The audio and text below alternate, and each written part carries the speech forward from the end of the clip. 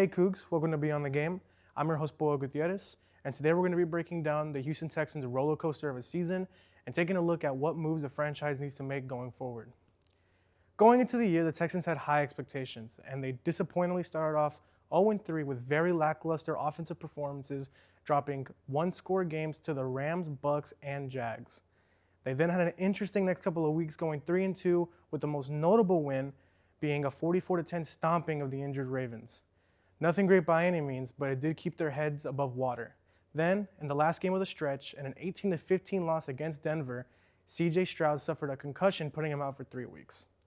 The Texans, sitting at 3-5, had a massive game against the Jags at home, and with no CJ, they had to rely on backup Davis Mills. Many people, including myself, felt like this was the end of a disappointing season for Houston, and at first, that's exactly what was happening. The Jags jumped on Houston early with a 17-0 start, and even with a great second-half performance by the defense, they were looking at a 19-point hole going into the fourth, and all hope seemed lost. But then, something magical began to happen. Hoped it would. 3rd down and 10. Mills, pocket holds up. Mills to the end zone. Higgins has got it for the touchdown. Mills hooks a pass. Back in the end zone. Caught. Touchdown. Dalton Schultz walking the tightrope.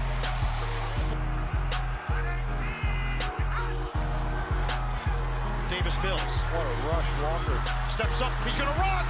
Mills looking for the pylon. He's got the angle.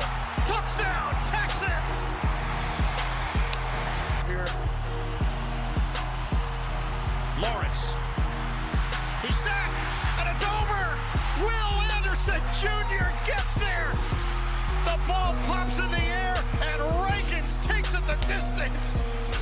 What a way to end it.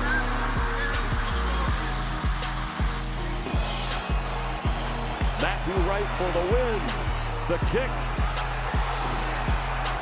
Right down Broadway, through the heart of Nashville. And what a performance. Then they bring Shakir back into the backfield. Flare him out. Allen throws off his back foot. Short, picked at the 9-yard line. Bullock. Stroud. Fake it, and then give it to Collins. Looking to turn it upfield. He will for the touchdown. They'll be protected. Mahomes on a mission, searching, finding Rice, and gets popped by Petrie. 3rd and goal. Stroud. End zone. Touchdown. Nico Collins. On 3rd down and 8. Stroud back to throw. Taking a deep shot again for Collins. Adjustment. Was he in bounds? Yes! Collins delivers. Stroud trying to get it through the air. He goes deep for Higgins. Caught. Higgins. Touchdown, Texans, 75 yards. What a play, Kurt Warner, up top to start it. Throw it to Leonard, trying to keep it alive, and the Texans have it, trying to run with it for the score. He didn't get it earlier. Togiai got his touchdown after all. Togiai! Wow! Something ignited the Texans in that quarter. And with the heroic efforts of Davis Money Mills, the Texans came back and won 36-29 in an instant classic, starting one of the best stretches in the history of Houston sports, as the Texans went on to win 9 straight games with multiple impressive wins against the Bills, the Chiefs, the Colts, and the Chargers. Completely dominating teams on the defensive side of the ball. Under D'Amico Ryans and Matt Burke, the Texans swarmed their opponents with just pure dogs like Will Anderson, Danielle Hunter, Derek Stingley, Jalen Petrie, Aziza Shahir, Sheldon Rankins, Kamari Lassiter. I mean, the list goes on and on. This defense is one for the ages and could realistically take them to the promised land. And with the offense under Nick Haley finally getting some rhythm with a healthy CJ Stroud and the somewhat effective offensive line, the Texans rumbled into the playoffs with a 12-5 record, securing themselves a wild card date with Aaron Rodgers and the Pittsburgh Steelers. This game was not pretty by any means, especially on the offensive side of the ball, as CJ Stroud made multiple uncharacteristic mistakes, costing Houston on multiple drives. But these mistakes ended up not causing any harm, as with the offensive efforts of Christian Kirk and the defense completely dominating, with Sheldon Rankins and Caden Bullock both scoring 2 touchdowns. Houston won their first ever road playoff game 30-6. Going into the next round against the Patriots, the city was ecstatic. Even with no Nico Collins, many were thinking that this can finally be the year that the Texans can break through and get to their first ever AFC Championship game. The Texans started off great, as even with an early Pats touchdown, the Texans had a 10-7 lead as New England was struggling to put drives together against the defense. Houston had full momentum and just needed to make the right plays to send themselves to Denver for a chance at the Super Bowl. But with 10:40 left in the second, everything came crashing down. Trouble. That ball is up for grabs. Picked off. Back the other way, Jones. He is in for the touchdown. Defense around in New England. This one is off the hands and picked off. Hutchinson couldn't make the catch, and Craig Woodson did. Platforms first down at the New England 49. Play action. Stroud is picked again by Carlton Davis.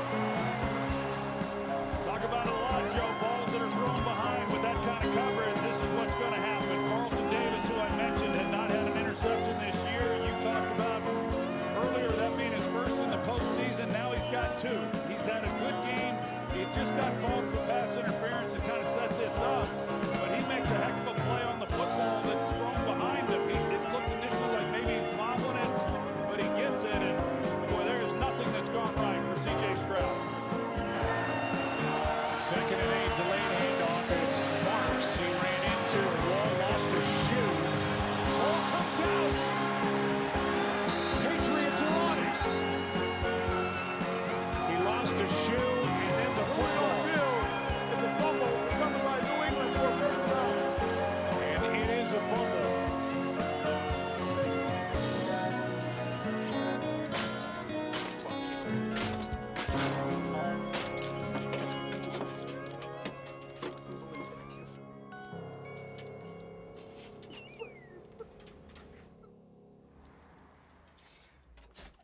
CJ Stroud on the offense completely collapsed, giving away the ball 5 separate times, 4 caused by CJ Stroud, who easily had one of the worst performances in playoff history. Even with all of this, Will Anderson and the defense tried their best to keep the dream together, but it sadly wasn't enough, and the Texans fell in the divisional round, 28-16. As the Texans look to the future, what can they do to fix their problems and come back stronger than ever?